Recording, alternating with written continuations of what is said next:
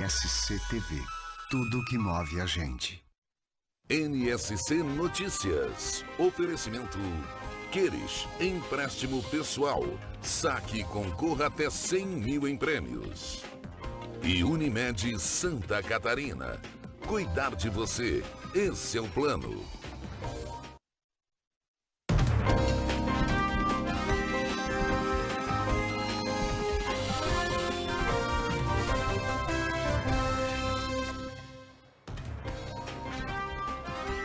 Olá, muito boa noite. Agora são 7 horas 7 minutos, segunda-feira, dia 9 de agosto de 2021, e hoje o NSC Notícias está cheio de novidades. E eu começo mostrando para vocês essas mudanças.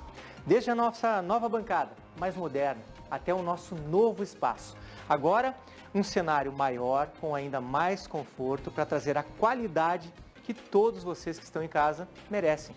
E para este início de um novo ciclo, nós vamos exibir agora o primeiro episódio de uma série de reportagens sobre o trabalho de combate à ilegalidade na fronteira do Brasil com a Argentina no oeste catarinense. Durante uma semana, a nossa equipe de reportagem acompanhou a fiscalização na região. Na mitologia grega, Dionísio era conhecido como o deus das festas e dos vinhos. Aliás, sua figura sempre foi associada aos prazeres materiais, aos exageros e às celebrações proibidas.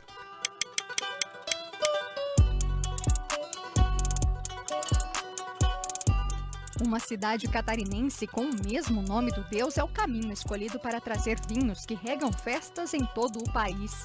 E com a fronteira fechada por causa da pandemia, tudo que passa por Dionísio Cerqueira, no extremo oeste do estado, é ilegal.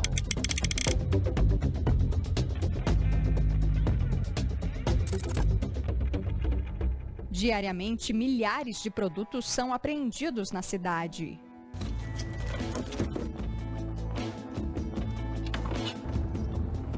A pandemia fez com que os países fechassem suas fronteiras terrestres. A Argentina, por exemplo, fechou em março do ano passado e ainda não reabriu.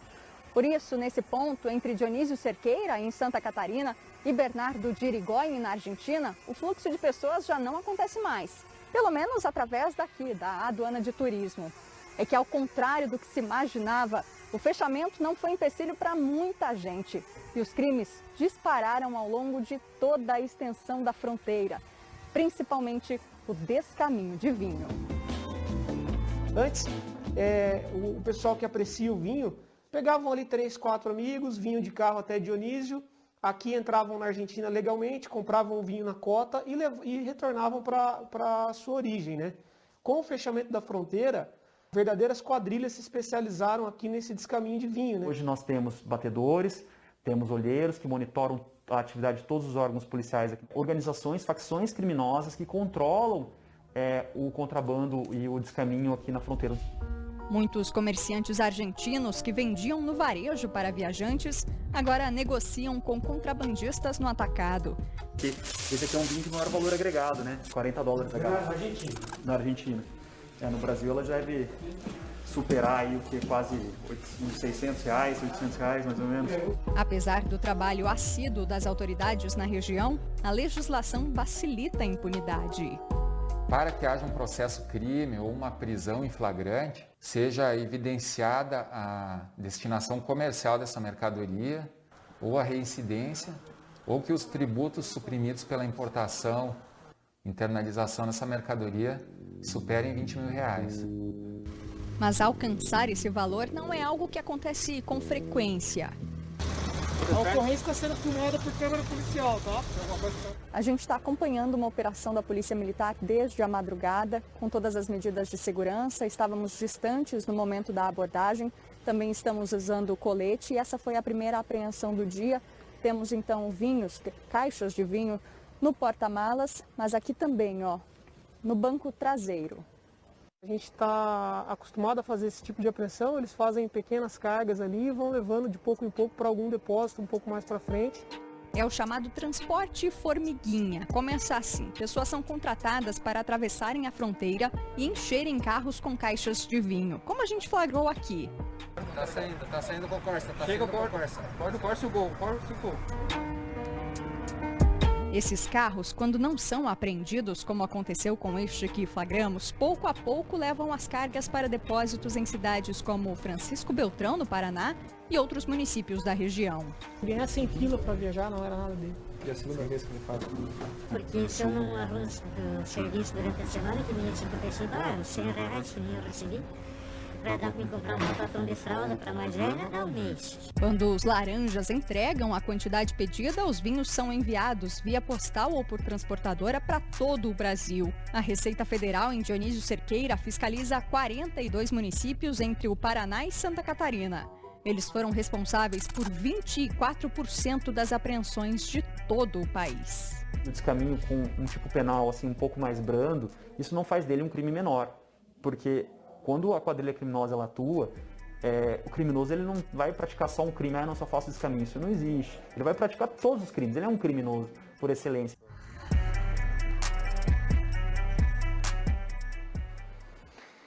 A série Vai e Vem na Fronteira vai até quarta-feira. Na reportagem de amanhã você vai ver as fragilidades e as dificuldades de fiscalização na região. A duplicação da BR-470 continua em pauta. O Ministério de Infraestrutura afirmou que o governo federal vai garantir os recursos necessários para a conclusão dos lotes 1 e 2. A Valesca Lippel, ela traz os detalhes para a gente e conta qual é o valor necessário, Valesca, para a conclusão desses lotes, hein? Boa noite. Boa noite, Fabian. 258 milhões de reais, isso somando os aditivos. O anúncio foi feito ao longo do fim de semana em uma das redes sociais do Ministério de Infraestrutura. Na postagem, marcando inclusive as redes sociais do governo federal e do DENIT, a mensagem diz que o governo do Brasil vai garantir os recursos para a conclusão dos lotes 1 e 2 de Navegantes até Gaspar e que o Ministério, por meio do DENIT, já liberou mais de 30 quilômetros e prometeu que outros 15 sejam concluídos até o ano que vem. Vale lembrar que a obra completa é de 73 quilômetros e tem causado divergências na aplicação dos recursos financeiros desde que o Estado anunciou investimento de 200 milhões de reais para a conclusão da duplicação nos lotes 1 e 2. O Ministério de Infraestrutura não divulgou, por enquanto, de onde virão os recursos necessários para a continuidade dos trabalhos, nem se conta ou não com reforço estadual. O assunto vai ser discutido em uma reunião convocada pela Comissão de Infraestrutura, que vai ser agora, no próximo dia 17. Fabiano. Obrigado, Valesca. Pelo menos 8 pessoas morreram em acidentes nas rodovias estaduais e federais de Santa Catarina no fim de semana. 2 dessas mortes aconteceram depois de um acidente na BR-101 em Joinville e a Lisandra Oliveira traz mais informações para a gente. Boa noite, Lisandra. Boa noite, Fabiana. Esse acidente foi causado por um motorista que, segundo a Polícia Rodoviária Federal, estava embriagado e dirigia na contramão. Ele estava na pista, sentido Curitiba, quando bateu de frente em um veículo com placas de Joinville. No carro atingido tinham 7 pessoas e, infelizmente, 2 morreram. Rudimar Pereira, de 40 anos, e um outro homem de 27 anos que, a pedido da família, não iremos divulgar o nome. Os demais ocupantes foram socorridos e encaminhados para o hospital. O condutor do veículo que provocou o acidente não teve ferimentos. Foi preso em flagrante e está no presídio regional de Joinville. Já em Aurora, no Alto Vale do Itajaí, um jovem de 25 anos, identificado como Bruno Truppel, morreu depois de se envolver em um acidente na SC 350. As câmeras de segurança registraram o momento em que a vítima de moto atinge a lateral de um carro que fazia a conversão na pista. Com o impacto, o Bruno foi arremessado e morreu no local. A namorada dele foi encaminhada para o hospital e já os 2 ocupantes do carro não tiveram ferimentos. Fabiano. Obrigado, Lisandra. Depois do intervalo, tem os dados atualizados da pandemia e o calendário de vacinação para amanhã no estado. E a gente mostra que Santa Catarina reservou doses únicas de vacina para aplicar exclusivamente na população em situação de rua.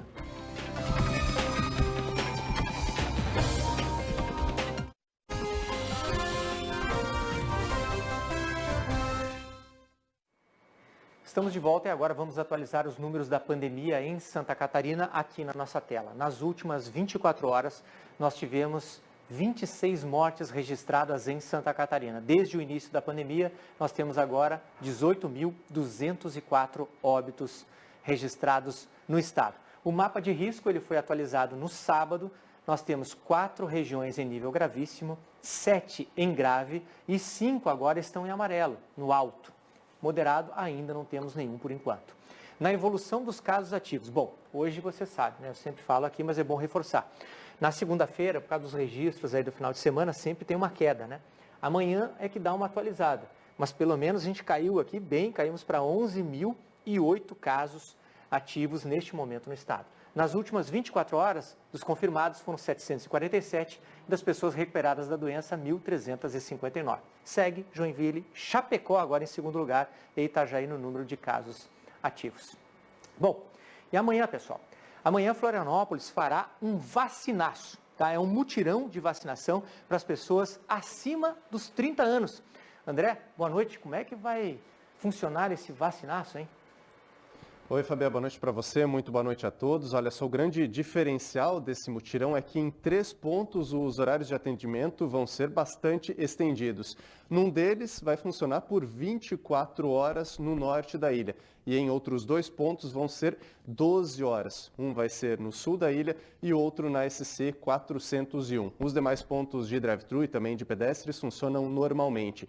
Amanhã vai ter a aplicação apenas de primeira dose. Além do grupo prioritário já elencado, de pessoas com 30 anos ou mais, também vão ser vacinadas pessoas de grupos prioritários anteriores e também gestantes, puérperas e lactantes.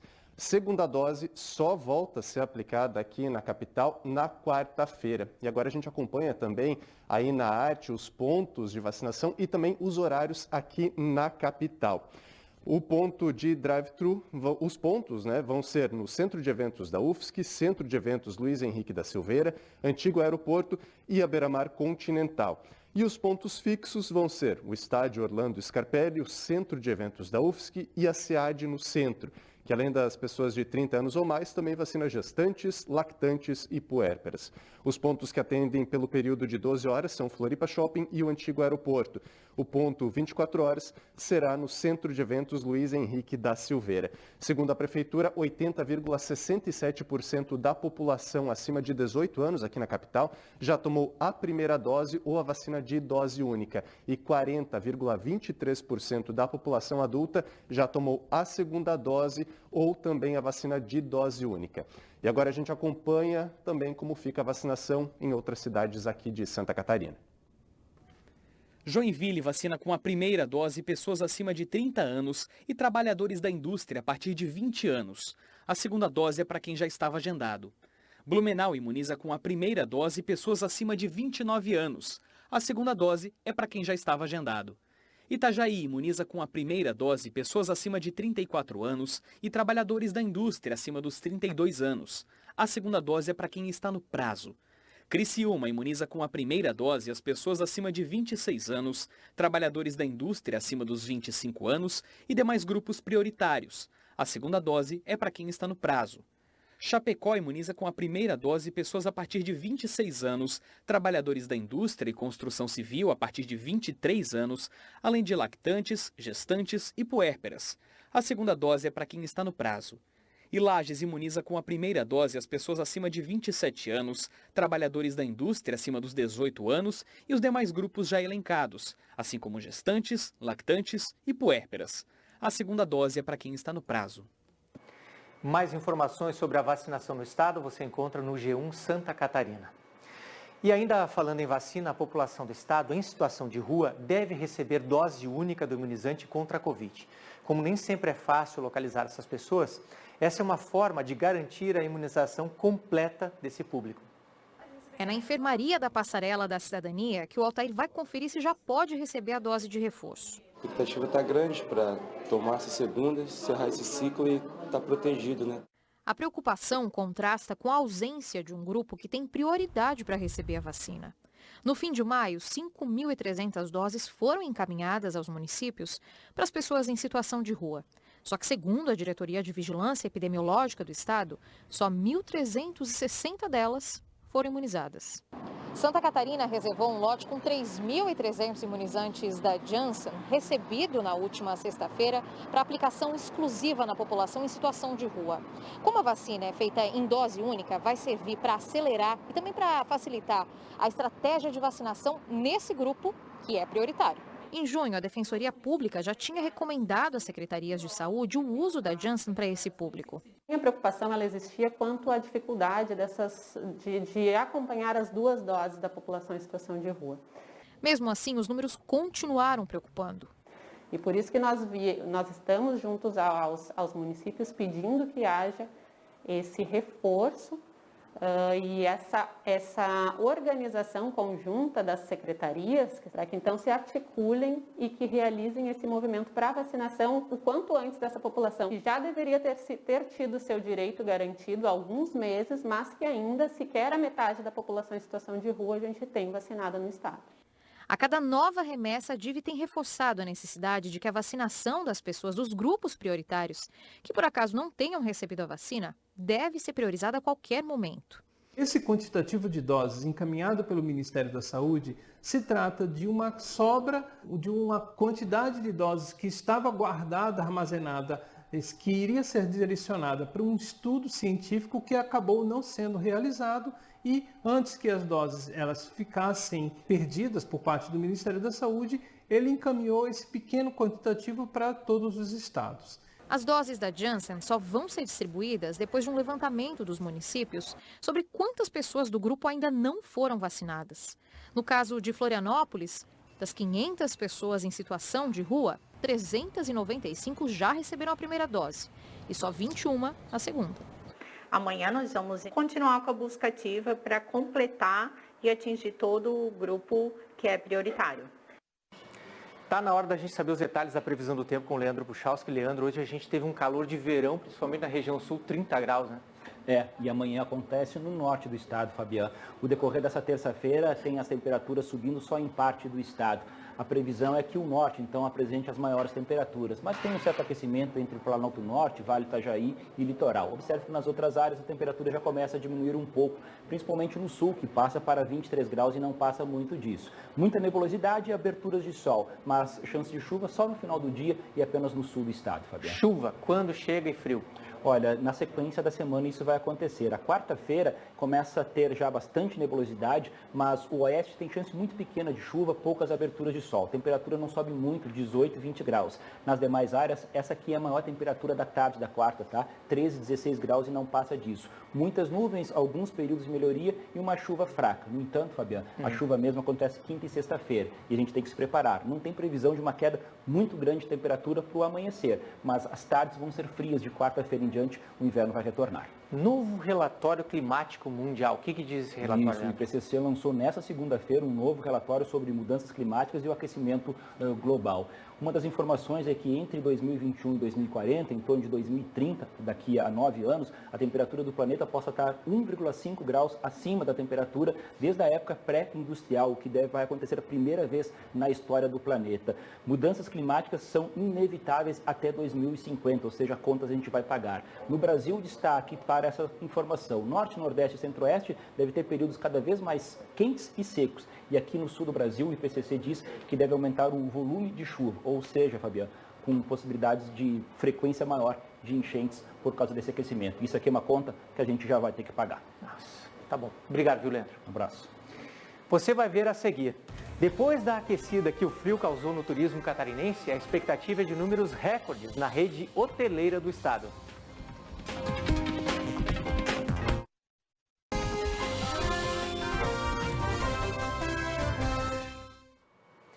A concessionária responsável pelo trecho sul da BR-101 informou que até dezembro deve instalar mais 42 radares para controle de velocidade na rodovia. Os equipamentos devem começar a operar ainda neste ano no trecho que vai de Palhoça a Passo de Torres, na divisa com o Rio Grande do Sul. A Polícia Rodoviária Federal deve ajudar a escolher os pontos exatos de instalação. Santa Catarina gerou este ano mais de 126 mil vagas de trabalho. Esse resultado é o terceiro melhor do Brasil e parte dessas vagas têm sido geradas por empresários que se reinventaram durante a pandemia. Esse restaurante italiano de Nova Veneza já era bastante conhecido e estabilizado, mas como todos os outros pontos comerciais do mundo, teve que fechar as portas durante a pandemia. Foi aí que um sonho antigo das proprietárias Luana e Larissa se tornou realidade. As massas e molhos que até então só eram servidos no restaurante passaram a ser congelados e vendidos direto para os clientes. Então a gente precisava achar uma solução para estar na casa das pessoas. Então a gente disse, o que a gente sabe fazer? É massa. A gente começou a fazer massa e as pessoas começaram, tem molho. Então a gente começou a embalar e tudo mais. E na hora da dor surgiu esse super negócio que a gente está amando de paixão fazer. O novo negócio começou em abril do ano passado, um mês depois do início da pandemia.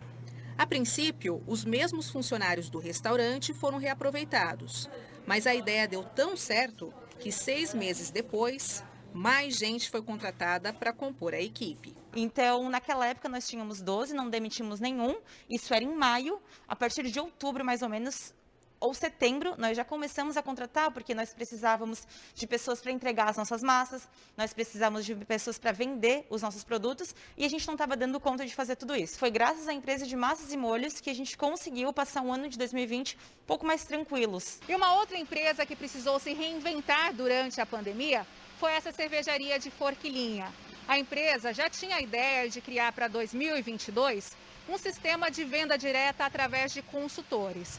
Mas, com a chegada da Covid-19, se viu obrigada a adiantar os planos. Hoje já tem uma representatividade acima de 7% no faturamento da empresa, então já é um canal, a gente já trata internamente como um canal, assim como supermercado, como bares, restaurantes. Hoje o programa de consultor de cerveja já é um canal relevante para a gente, né? Atualmente a empresa tem 490 consultores espalhados por todo o Brasil.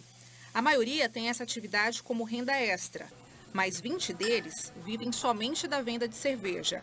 É o caso do Kevin. Ele estava na Itália, teve que voltar para o Brasil por conta da pandemia e hoje já vende cerveja para 6 cidades do sul de Santa Catarina. Hoje eu consigo só passar cada mês trabalhando só com essa renda de venda de cerveja. Vamos ver agora o que mais é notícia no estado. Em Joinville, motoristas de aplicativos fizeram uma carreata em protesto pela morte de um colega de trabalho. Evandro Teles Rodrigues, de 39 anos, foi morto na noite de sábado, depois de fazer uma corrida com 2 passageiros. Os suspeitos, um homem e um adolescente, golpearam ele com uma faca e fugiram levando seus pertences. Eles foram encontrados pela polícia em uma área de mata próxima ao local. A polícia está investigando a morte de um bebê em Chapecó. A mãe teria procurado hoje de manhã um posto de saúde dizendo que o filho, que nasceu prematuro, estaria morto dentro de casa. Os agentes de saúde orientaram que ela buscasse atendimento para ela em um hospital e informaram o caso à polícia. Enquanto ela aguardava ser atendida no hospital, a polícia encontrou o corpo do bebê dentro do carro da família. A mulher está internada e assim que for liberada será ouvida por policiais. E pelo menos 60 pinguins foram encontrados mortos no litoral catarinense durante o final de semana. Os animais são da espécie Magalhães e costumam migrar para o litoral catarinense em busca de alimentos. As causas da morte ainda não foram identificadas. Futebol, Grêmio e Chapecoense se enfrentam daqui a pouco às 8 horas da noite pela Série A do Campeonato Brasileiro. A partida da 15ª rodada é em Porto Alegre. O Grêmio é o penúltimo colocado com apenas 7 pontos e busca sua primeira vitória como mandante. Já a Chapecoense, a última colocada, é o único time que não venceu na competição. Hoje está de técnico novo, hein? Tem um técnico novo que é a estreia do Pintado no comando da equipe. De março a junho deste ano, a arrecadação de impostos com o turismo na Serra foi 60% maior que no mesmo período do ano passado. Para especialistas em turismo, essa aquecida que o inverno deu no setor é um termômetro da temporada de verão. O cenário de uma hotelaria estagnada parece que está começando a ficar para trás. Uma pesquisa apontou que em julho a ocupação dos hotéis da Grande Florianópolis foi de 44,4%, resultado pouco menor que o do último mês de julho sem pandemia, fato que traz esperança. Nós esperamos as nossas datas de grandes eventos, como o Réveillon, que ultrapasse os 70%, né? E a média da temporada seja superior a 60%, chegando também no nível dos 70%. Neste hotel, no centro da capital, o volume de clientes já está aumentando, mas a expectativa é que a situação melhore ainda mais. Então, a gente está aguardando realmente essa questão dos eventos retomarem, que ainda estão no nível de eventos testes, né? E também um outro segmento que também é importante para a gente, para ter esse equilíbrio, as viagens corporativas. E esse cliente corporativo realmente ainda não está acontecendo em níveis pré-pandemia. Este especialista em turismo afirma que a temporada de verão tem tudo para ser uma das melhores do estado, e isso envolve alguns fatores como a demanda reprimida. Uma demanda com desejo e com poder de compra para viajar e não podendo viajar, no momento em que se sente segura e que se é liberado a viagem, essa demanda vai comprar, enfim. Além disso, a aposta é que daqui para frente o turismo seja potencializado em alguns campos até então menos explorados. Com isso, novas pessoas devem ser atraídas aqui para Santa Catarina para movimentar ainda mais a economia. Nós, principalmente em Santa Catarina, estávamos num modelo, eu diria, saturado e retrógrado de turismo de massa, onde a temporada é o que importa. Ao longo dos últimos 5 anos, isso foi mudando um pouco com a busca do turismo de eventos, algumas cidades criando novos produtos que não fossem o foco na temporada de verão. Diversificando a oferta. Aquela velha máxima de termos turistas o ano inteiro e não somente na temporada, ela vale mais do que nunca. A todos uma boa noite, a gente se vê amanhã, a gente encerra com imagens de Joinville. Nossa SC faz como ninguém faz.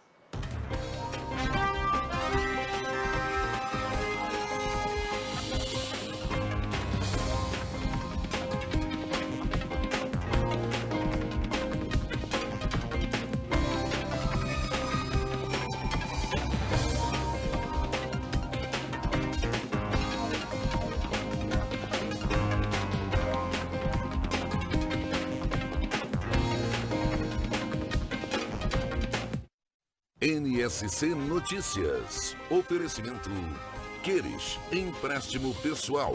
Saque e concorra até 100 mil em prêmios. E Unimed Santa Catarina. Cuidar de você, esse é o plano.